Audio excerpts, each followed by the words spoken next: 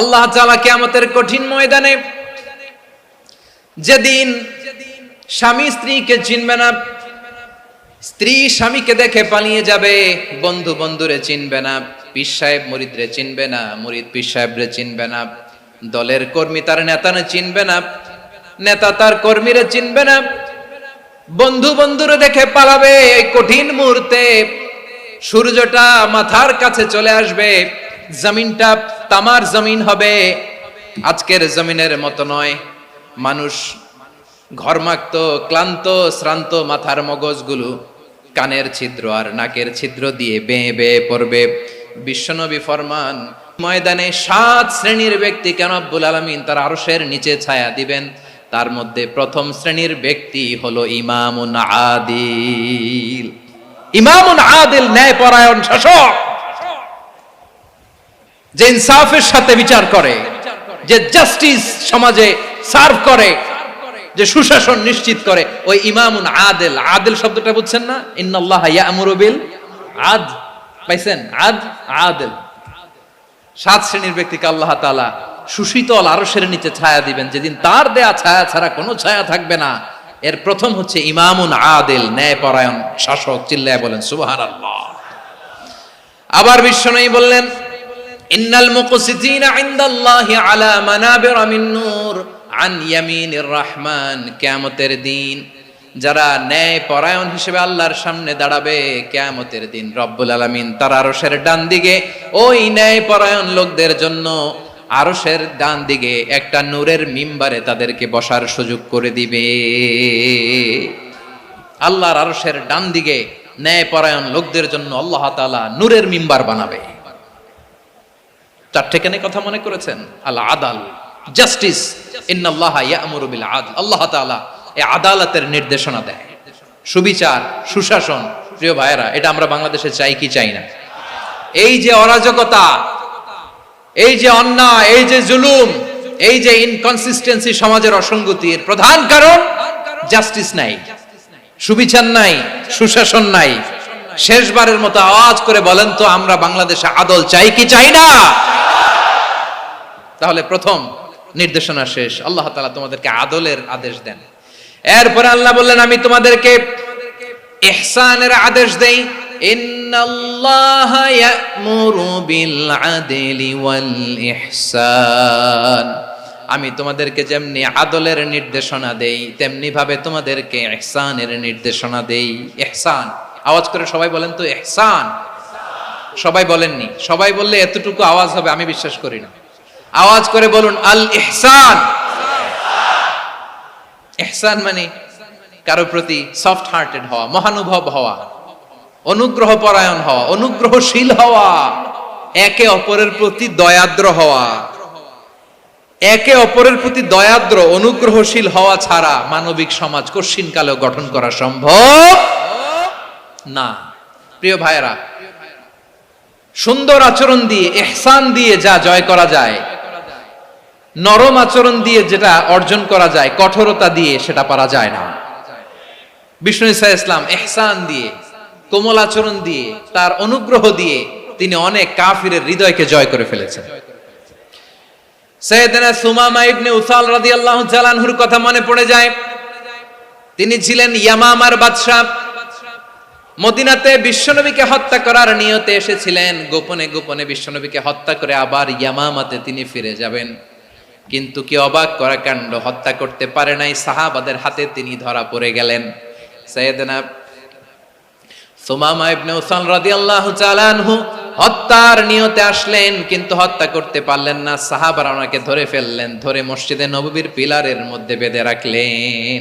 সুমামা ইবনে উসাল, সিরাত থেকে শুনে, সিরাত থেকে শোনাচ্ছি, রাদিয়াল্লাহু তাআলা আনহু ইয়ামামার অধিপতি ছিলেন। ইয়ামামা বিশ্বনবীকে হত্যার জন্য আসছেন, ধরা পড়ে গেছেন, এখন মসজিদে নববীতে বেঁধে রাখছে, তার মানে বন্দী।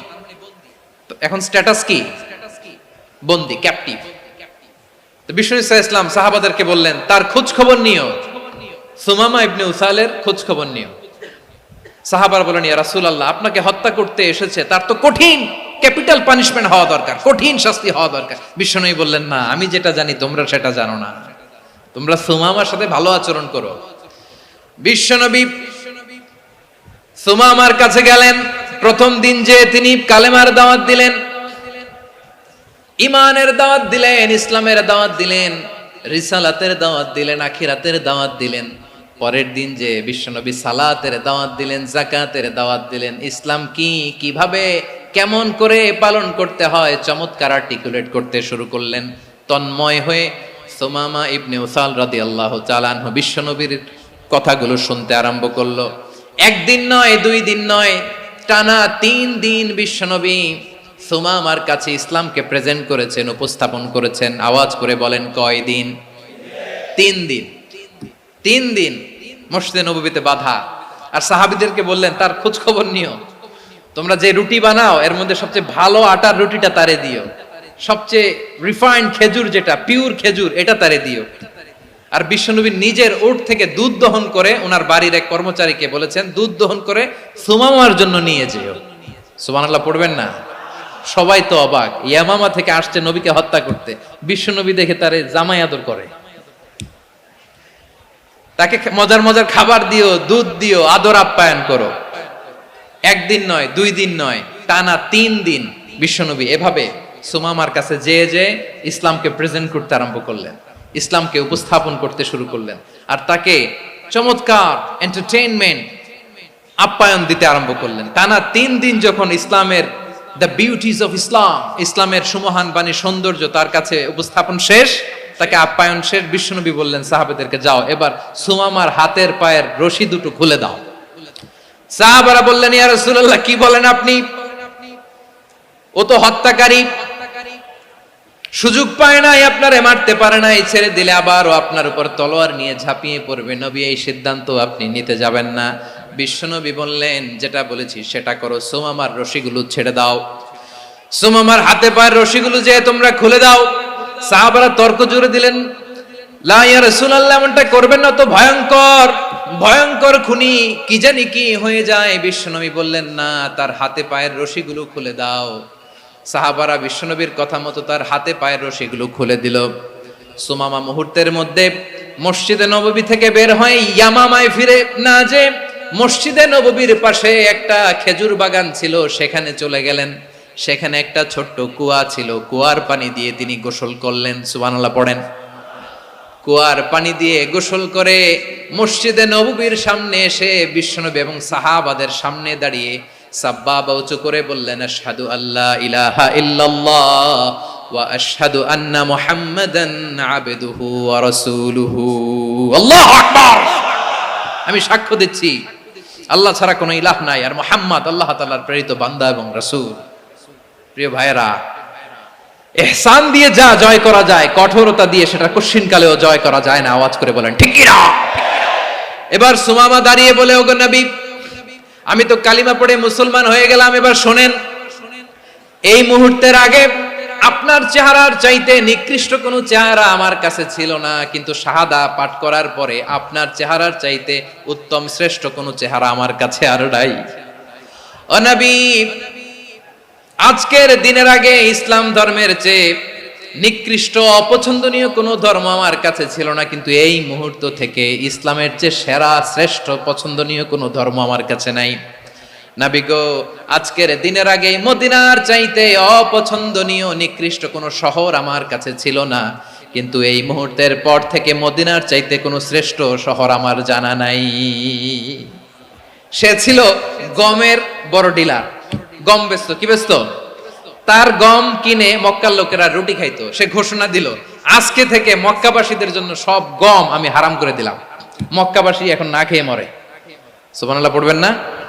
মক্কাবাসী বিশ্বনবীর কাছে আসলেন, এসে বললেন, মুহাম্মদ, আমরা তো তোমার ভাই, তোমার চাচা, তোমার ভাতিজা, তোমার আত্মীয়, তুমি সুমামারে বলো সে যেন আবার গমের সাপ্লাই মক্কার জন্য অনুমতি দিয়ে দেয়। বিশ্বনবীর অনুমতি ক্রমে সুমামা আবার মক্কাতে গম পাঠাতে শুরু করলো। পড়েন সুবহানাল্লাহ। ইহসান, ইহসান দিয়ে আপনি যেটা জয় করতে পারবেন, you can win the heart of your enemies. ইহসান দিয়ে আপনি আপনার শত্রুর হৃদয়কে জয় করতে পারবেন। আওয়াজ করে বলেন, ঠিক কি না?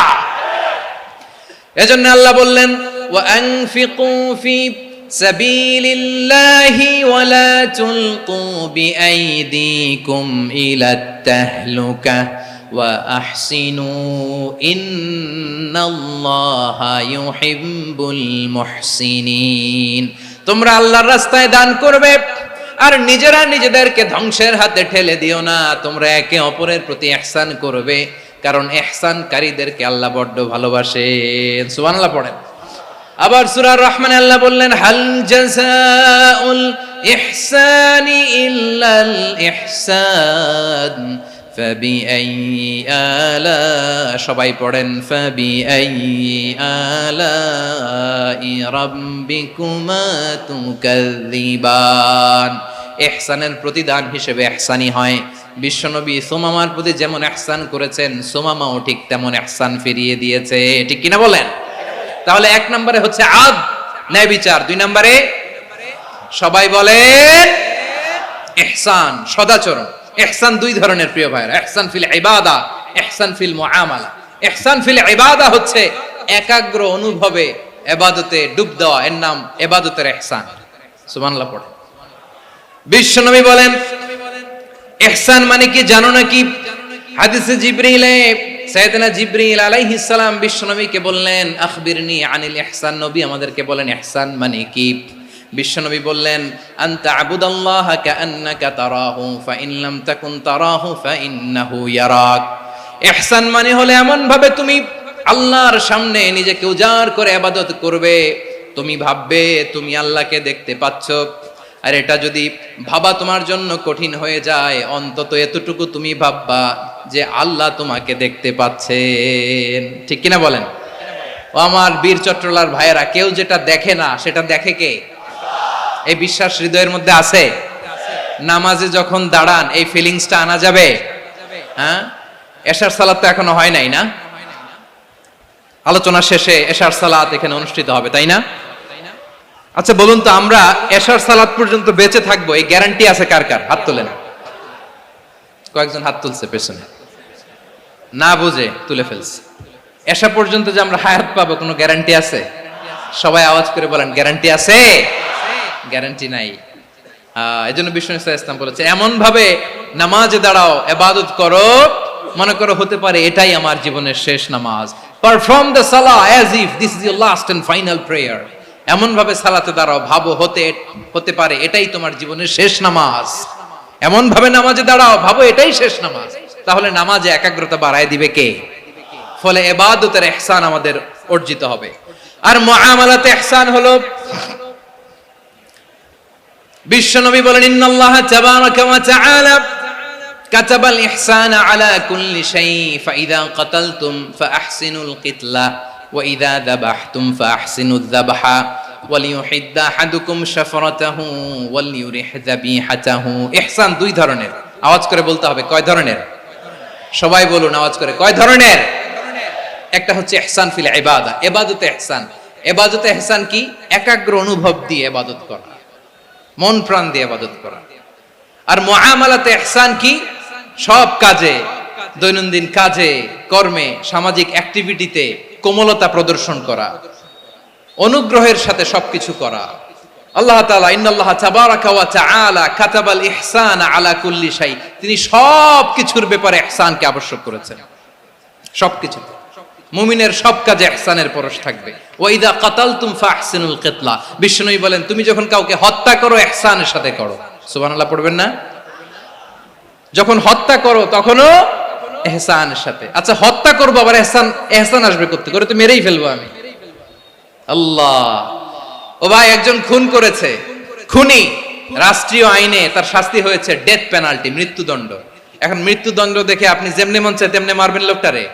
ওর নাক কেটে ফেলতে পারবেন? ওর কান কাটতে পারবেন? ওর চোখ উপড়ে ফেলতে পারবেন আপনি? যেমন মন চায় তার অঙ্গহানি করা যাবে না। ইহসানের সাথে তাকে হত্যা করো। সুবহানাল্লাহ, this is Islam, this is the true essence of Islam. ওয়া ইযা যাবাহতুম ফাহসিনুয যাবহা, যখন জবাই করবে তখনও ইহসানের সাথে জবাই করো। করব জবাই, ওইখানেও নাকি ইহসান। আচ্ছা কুরবানির দিন আমরা পশুগুলোরে কি করি বলেন সবাই আওয়াজ করে? জবাই। জবাই মানে তো এটার মেরেই ফেলতেছি, একটু পরে তো টুকরো টুকরো করে গোশতগুলো খাবো, এটার তো খাবো। এটা তো মেরেই ফেলবে। বিষ্ণু বলে না, জবাইয়ের মধ্যেও মুমিনের জবের ভেতরেও ইহসানের পরশ থাকা চাই। যখন জবাই করবে প্রাণীটাকে হাত পা টাইট করে বেঁধে নাও, ছুরিটাকে শার্পেন করে নাও, ধারালো করে নাও, যাতে অল্প সময়ে জবাইটা হয়ে যায়, প্রাণীটা যাতে কম কষ্ট পায়। সুবহানাল্লাহ পড়ে। দিস ইজ কল্ড ইহসান। ইহসান আল্লাহ তাআলা যেমনি আদলের আদেশ করেছেন, ন্যায় বিচার জাস্টিস এনশিওর করতে বলেছেন, সমাজে ইহসানের ব্যবহার, ইহসানের অনুশীলন তিনি করতে বলেছেন। এজন্য মুমিনের প্রতিটি কাজে, আমার চট্টগ্রামের ভাইয়েরা আমার দিকে তাকান, খেয়াল করে শুনুন, মুমিন জীবনের প্রতিটি কাজে ইহসানের পরশ থাকা চাই। আমরা যেন আমাদের পরিবারের প্রতি ইহসান করি, আমরা যেন আমাদের কর্মচারীদের প্রতি ইহসান করি, আমরা যেন আমাদের কলিগদের প্রতি ইহসান করি, আমরা যেন আমাদের ভাইদের প্রতি ইহসান করি। মুমিন জীবনের প্রতি কাজে ইহসানের পরশ থাকার দরকার আছে না নাই? কথা বুঝতে পেরেছেন? তাহলে আল্লাহ তাআলার তিনটা আদেশ ছিল, কয়টা গেল?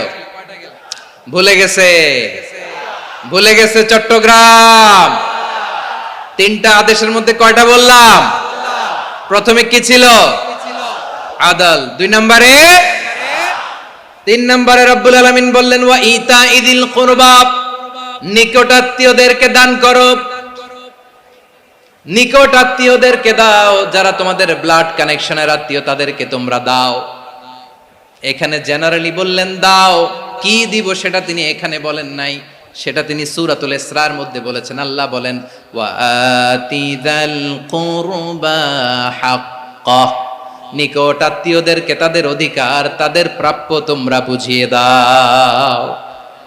দেখেন, একটা শান্তির সমাজ, একটা সমৃদ্ধ সমাজ, একটা মানবিক সমাজ গঠনের জন্য আল্লাহ তাআলা বেশি না, মাত্র 3টা অর্ডার, 3টা ভার্ডিক্ট তিনি জারি করেছেন। 1 নাম্বার সুশাসন, ন্যায় বিচার। 2 নাম্বার ইহসান। 3 নাম্বার নিকটাত্মীয়, যারা কাছের, তোমার ভেরি ক্লোজ রিলেশনশিপে আছে, তাদেরকে দাও। দাও, দিলে বাড়িয়ে দেয় কে? অনেকে দিতে চায় না, কৃপণতা করে। দিলে বাড়ায় দেয় কে? ও মিয়া, মদিনার মধ্যে সবচাইতে গরিব সাহাবী ছিল বেলাল রাদিয়াল্লাহু তাআলা আনহু। ওনার এন্টায়ার অ্যাসেট, সম্পদের পরিমাণ কতদূর জানেন? একটা লুঙ্গি। বেলাল রাদিয়াল্লাহু তাআলা আনহু, ওনার টোটাল ওয়েলথের এস্টিমেশন হচ্ছে মাত্র একটা লুঙ্গি। একটা লুঙ্গি, টোটাল ওয়েলথ এস্টিমেশন, টোটাল সম্পদের পরিমাণ বেলাল রাদিয়াল্লাহু তাআলা আনহুর কি ছিল? কথা বোঝে নাই বোধহয়। কি ছিল? ওই বেলাল রাদিয়াল্লাহু তাআলা আনহুকে বিষ্ণু ইসলাম বলেছেন আনফিক ইয়া বেলাল, ও বেলাল তুমিও দাও। ওয়ালা তাখশা মিন যিল আরশি ইখলালা, আরশের অধিপতির তো কোনো ঘাটতি নাই, তুমি দিলে ওই আল্লাহ তোমারে বাড়ায় দিবে। এজন্য আমার প্রিয় ভাইয়েরা, দিলে কমে না, দিলে বাড়ে। অনেকে ধরে রাখে, নতুন কিছু নিতে পারে না, হাত দিয়ে যেটা ধরে রেখেছেন এটা দিয়ে দেন, বড় একটা ধরার সুযোগ পাবেন। জোরে বলেন ঠিক কিনা? ধরেন 5 কেজি ওজনের একটা ধরে রাখছেন, এখন 10, এটা না ছাড়লে 10 কেজি ধরতে পারবেন আপনি? আচ্ছা, 10 কেজির জিনিস একটা আছে হাতে, ওইটা যদি ছেড়ে দেন তাহলেই না 15 কেজি ধরতে পারবেন। কথা বলেন ঠিক কিনা? তাহলে দিলে বাড়িয়ে দেয় কে? রব্বুল আলামিন বললেন 3 নাম্বার আদেশ হলো তোমাদের প্রতি সমাজটারে কেমন করে মানবিক সমাজ, সুন্দর সমাজ গড়বা। 3 নাম্বার আদেশ হলো ওয়া আতিদাল কুরবা হাক্কা, নিকটাত্মীয়দেরকে তাদের প্রাপ্য বুঝিয়ে দাও। এই নিকটাত্মীয়দেরকে তাদের অধিকার বুঝিয়ে দেওয়া, প্রাপ্য বুঝিয়ে দেওয়াতে আমাদের গাফলতি আছে না নাই? চট্টগ্রামে নাই? মাশাআল্লাহ আছে, আছে। অনেকে দেখবেন অনেক আল্লাহওয়ালা তাহাজ্জুদ গুজার, সেজদা দিতে দিতে কপালে কালো দাগ ফেলে দিছে, সে তার বোনের হকটা আদায় করে নাই। আছে না নাই? হ্যাঁ, এখানেও আছে। সর্বনাশ। অনেক বড় হাজী সাহেব, বিশাল লম্বা দাড়ি, ছেলেরে সব দিয়ে দিছে, মেয়েরে কিছু দেয় নাই, মেয়ের হক আদায় করে নাই। আছে না নাই? এই হাজী সাহেবেরা, এই আল্লাহওয়ালারা কিয়ামতের ময়দানে আটকে যাবে। আপনি অন্যের অধিকার নষ্ট করেছেন, তাদের রাইটস কে ভায়োলেট করেছেন। এজন্য আল্লাহ তাআলা বলেন, কারো অধিকার যদি কেউ নষ্ট করে, ওই সমাজটা মানবিক সমাজ কঠিনকালেও হতে পারে না। এজন্য 3 নম্বর আল্লাহ বললেন ওয়া ইতাইদিল কুরবা, নিকটাত্মীয়দেরকে দাও। কি দিবা? তাদের অধিকার দিয়ে দাও, বোনের অধিকার বুঝিয়ে দাও। মেয়ের অধিকার বুঝিয়ে দাও, ফুফুর অধিকার বুঝিয়ে দাও। দেখবেন অনেক মায়েরা ছেলের পাতে মুরগির রান দেয়, মেয়ের পাতে দেয় মুরগির ঠ্যাং। এরকম আছে না নাই? ছেলেরা কি দেয় মুরগির, মেয়ের পাতে কি দেয়? তো মেয়ের কি মুরগির রান খেতে মনে চায় না? মনে চায় না? এমনটা করা যাবে না। নিকটাত্মীয়দেরকে অধিকার দিয়ে দাও, নিকটাত্মীয়ের সাথে সুসম্পর্ক রাখো। আদেশটা কার? এজন্য প্রিয় ভাইয়েরা, জীবনে যদি বারাকা অর্জন করতে চান, নিকটাত্মীয়দের সাথে সুসম্পর্ক রাখতে হবে, তাদের জন্য উপহার পাঠাতে হবে। বিশ্বনবী বলেন, লা ইয়াদখুলুল জান্নাতা কাতে, যে ব্যক্তি আত্মীয়তার সম্পর্ককে ছিন্ন করে দেয়, সে কশিন কালেও আল্লাহর জান্নাতে ঢুকবে না। আপনি কি এটারে সহজ হাদিস মনে করছেন? এটা সহজ কথা? আপনি ভাবছেন আপনার নামাজ আপনার বাঁচাতে পারবে, আপনার রোজা বাঁচাতে পারবে, আপনার তাহাজ্জুদ আপনারে বাঁচাতে পারবে? আপনি অধিকার নষ্ট করলে কিছুই আপনারে বাঁচাতে পারবে না। এজন্য নিকট আত্মীয়দেরকে দিতে হবে বেশি বেশি। বিশ্বনবী বলেন, ইন্না সাদাকাতা আলাল মিসকিনি সাদাকা ওয়া আলা যির রাহিমি ইসনাতান সাদাকাতুন ওয়া সিলা। মিসকিন রে দান করলে শুধু দানের সওয়াব হয়, নিকট আত্মীয়কে দান করলে দুইটার সওয়াব হয়, সাদাকার সওয়াব হয়, আবার আত্মীয়তার বন্ধন অটুট রাখার সওয়াব হয়ে যায়। আবার বিশ্বনবী বললেন, মান সাররাহু আইয়ুবসাতা লাহু ফি রিজকিহি ওয়া ইউনসা লাহু ফি আসারিহি ফালইয়াসিল রাহিমা।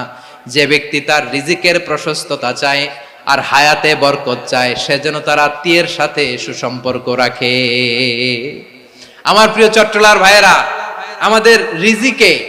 আমাদের রিজিক বাড়ুক, এটা আমরা চাই কি চাই না? সবাই চান? হ্যাঁ, আমাদের রিজিকে প্রশস্ততা আসুক, চাই কি চাই না? আমাদের হায়াতে বরকত আসুক, আমরা চাই কি চাই না? এই দুইটা যদি চান, তাহলে নিকটাত্মীয়দের সাথে সুসম্পর্ক রাখবেন, পারবেন? তাহলে সমাজটারে মানবিক সমাজ বানায় দিবে কে? তিনটা আদেশ চলে গেল। কয়টা?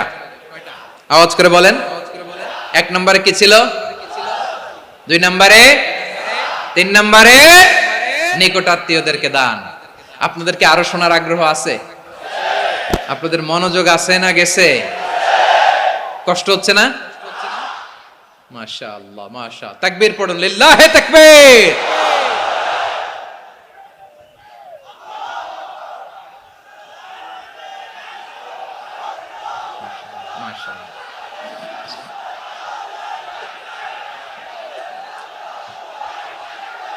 আমার প্রিয় ভাইয়েরা,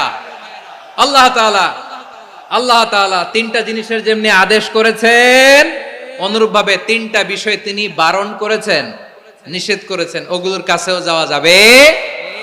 শুনবেন। রাব্বুল আলামিন বলেন, ওয়ায়ানহা আনিল ফাহশাই ওয়াল মুনকারি ওয়াল বাগি। আমি যেমনি তিনটি বিষয়ে আদেশ করলাম, অনুরূপ ভাবে তিনটি বিষয়ে বারণ করলাম, নিষেধ করলাম। আমার এক নাম্বার নিষেধাজ্ঞা হলো অশ্লীলতার প্রতি। ফাহশা, ওয়ায়ানহা আনিল ফাহশা। আল্লাহ তাআলা অশ্লীলতাকে নিষেধ করেছেন। কোন জিনিসকে? সবাই বলুন, কোন জিনিসকে? যত ধরনের, যত টাইপের, যত ক্যাটাগরির অশ্লীলতা হতে পারে, সব অশ্লীলতাকে হারাম করেছেন কে? ফাহশা মানে কি? কথায়, কাজে, আচরণে, কমেন্ট, ফেসবুকের কমেন্টসে যত ধরনের নোংরামো আছে, যত ধরনের অশ্লীলতা আছে, এটাকে আরবিতে বলে ফাহশা। এটাকে কি বলে? রাব্বুল আলামিন বলেন, কুল ইন্নামা হাররামা রাব্বিয়াল ফাওয়াহিশা মা যাহারা মিনহা ওয়া মা বাতান।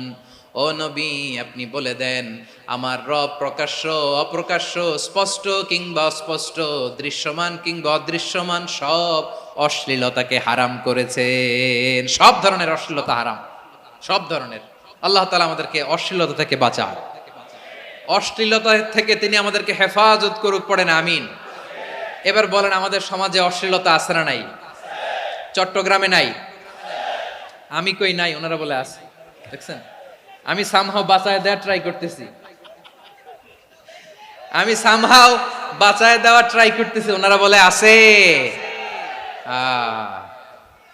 অশ্লীলতা নানা ভাবে, নানা নামে, নানা মোড়কে আমাদের সমাজে আছে না নাই? সংস্কৃতির নামে, ফ্যাশনের নামে, বিনোদনের নামে, উপন্যাসের নামে, কনসার্টের নামে অশ্লীলতা আছে না নাই? আপনি দেখেছেন কনসার্টগুলোর অবস্থা?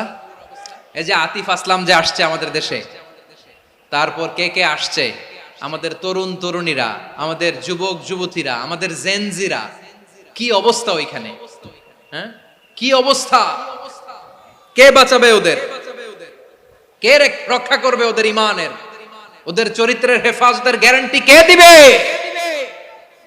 কনসার্টের নামে অশ্লীলতা আছে না নাই? ছেলে মেয়ে একে অপরকে জড়ায় ধরতেছে, একে অপরকে চুমু খাচ্ছে প্রকাশ্যে, দিবালোকে, গণমানুষের সামনে। আল্লাহ তাআলা এই অশ্লীলতা থেকে আমাদেরকে বেঁচে থাকতে বলেছেন, বেঁচে থাকতে বলেছেন। রূপালী জগতের নামে অশ্লীলতা আছে না নাই? এই টার্মটা আপনারা জানেন না? রূপালী জগৎ কি জগৎ? আসলে কি রূপালী জগৎ না অন্ধকার জগৎ? আমার বোনেরা, আপনাদেরকে যে কি বলে তারা বুঝায়, রূপালী জগৎ শুনেই আপনি ভরকে যাবেন না। রূপালী জগতে যে নারী যত বেশি উলঙ্গ, সে নাকি তত বেশি সাহসী। জানেন? বলে এটা একটা সাহসী নারী, খুব সাহসী পদক্ষেপ তার। যত বেশি শরীর থেকে কাপড় নামাতে পারবে, যত বেশি বস্ত্রহীন হয়ে নিজেকে প্রেজেন্ট করতে পারবে, সে নাকি তত বেশি সাহসী। আমার চট্টলার ভাইয়েরা, শয়তানের প্রথম এজেন্ডা ছিল বনি আদমকে বস্ত্রহীন করা। সে আদম এবং হাওয়া আলাইহিস সালামকে নিষিদ্ধ গাছের ফল খাইয়ে তাদেরকে বস্ত্রহীন করেছে। এই জামিনেও সে আমাদেরকে বস্ত্রহীন করতে চাইবে। এই রূপালী জগতের নামে তারা এটা করে। আমার প্রিয় বোনেরা, আপনি জানেন না আপনার দাম কত? ওরা আপনাদেরকে বিজ্ঞাপনের সস্তা পণ্য বানাতে চায়। ওরা আপনাদেরকে ওদের ভোগের লিপসার টুলস বানাতে চায়। ওরা আপনাদেরকে দিয়ে ওদের খায়েশ পূরণ করতে চায়। এটা আপনাদের জন্য মোটেও ডিগনিটি নয়, এটা আপনাদের জন্য সম্মান নয়। আপনার সম্মান শালীনতায়, আপনার সম্মান হেজাবে, আপনার সম্মান ভদ্রতায়, আপনার সম্মান আপনার ডিসেন্ট পোশাকে। পোশাক বলে দেয় এই নারীটা ভদ্র না অভদ্র। পোশাক বলে দেয় এই মেয়েটা কোন ঘরের মেয়ে। আওয়াজ করে বলেন ঠিক কিনা? আপনি জানেন না, আপনারা সস্তা পণ্য বানায়, ভোগের পণ্য, বিলবোর্ডে আপনাকে উলঙ্গ করে উপস্থাপন করে। এই অশ্লীলতার সাথে ইসলামের কোনো সম্পর্ক। এজন্য আল্লাহ বলেন, আমি অশ্লীলতাকে হারাম করেছি। অশ্লীলতাকে হারাম করার প্রথম কারণ হলো এর মাধ্যমে মানবতাকে অপমানিত করা হয়। কারণ মানুষের সম্মান মানুষের পোশাকে। মানুষ যখন পোশাকহীন হয়ে যায়, বস্ত্রহীন হয়ে যায়, তার সম্মান কমে যায়। ঠিক কিনা? অশ্লীলতাকে হারাম করার প্রথম কারণ হচ্ছে মানুষ মানুষকে অপমান করে। একটা নারী, সে তো সম্মানিত, নারী যে কত সম্মানিত নারীর এটা বুঝেই নাই। বিশ্বনবী বলেন, আর দুনিয়া কুল্লুহা মাতা ওয়া খায়রু মাতা'আদ দুনিয়া আল মারআতুস সালিহা। আমার বোনেরা, 5টা প্যান্ডেলে আপনারা এলইডিতে আমার আলোচনা শুনছেন, আমি জানি। আপনাদের এই গর্ভ যে কত দামি আপনি জানেন না। আপনার পেট থেকেই আসবে আগামী দিনের সালাহুদ্দিন আল আইয়ুবী। আপনার পেট থেকেই আসবে অনাগত দিনের ইমাম মাহদী আল মুনতাজার। আপনার পেট থেকেই আসবে অনাগত দিনের ফয়সাল, ওয়াসিম, মুগ্ধ, আবু সাইদের মতো বীর যোদ্ধা।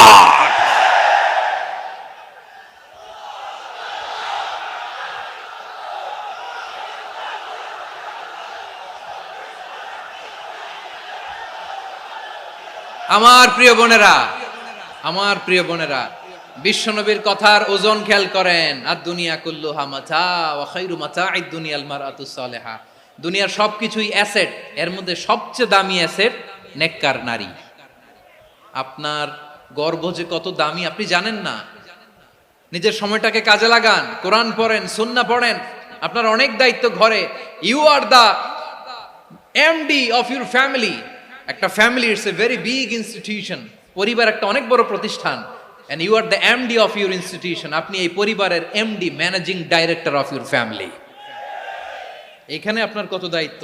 আপনি ছেলে মেয়েদেরকে তারবিয়া করবেন, আপনি আপনার স্বামীর জন্য ঘরটার জান্নাতের নীর বানাবেন, আপনার জন্য জান্নাতের ডুপ্লেক্স বাড়ি ওইখানে তৈরি করে রাখবে কে? আপনি যে কত দামি আপনি জানেন না। নারীদেরকে আল্লাহ বানিয়েছেন উচ্চতর করে, নিম্নতর নয়। নারীদেরকে ছোট্ট জিনিস দিলে এটারে বড় করে দেয়। নারীদেরকে ভ্রূণ দিলে, শুক্রাণু দিলে নারী এটারে বাচ্চা বাচ্চা হিসেবে উপহার দেয়, ঠিক কিনা? বিয়ের মাধ্যমে স্বামী যখন তার শুক্রাণু তার স্ত্রীকে উপহার দেয়, স্ত্রী রিটার্নে কি উপহার দেয়? ফুল ফর্ম বেবি, মানব সন্তান। দেখছেন, আপনি দিলেন একটু, কুনি দিছে বিশাল। আপনি যদি নারীকে বাজার এনে দেন, নারী এটাকে সুস্বাদু খাবারে রূপান্তর করে দেয়। আপনি তাকে একটা মুচকি হাসি দিয়ে দেন, সে তার কলিজা দিয়ে দেয়। কিন্তু যদি আপনি তার মনে কষ্ট দেন, সে আপনার জীবনকে জাহান্নাম বানায়া দেয়। খবর আছে, নারীর মন বুঝতে পারলে নেয়ামত, বুঝতে না পারলে কিয়ামত। ঠিক কিনা বলে? কত দামি আপনি জানেন না।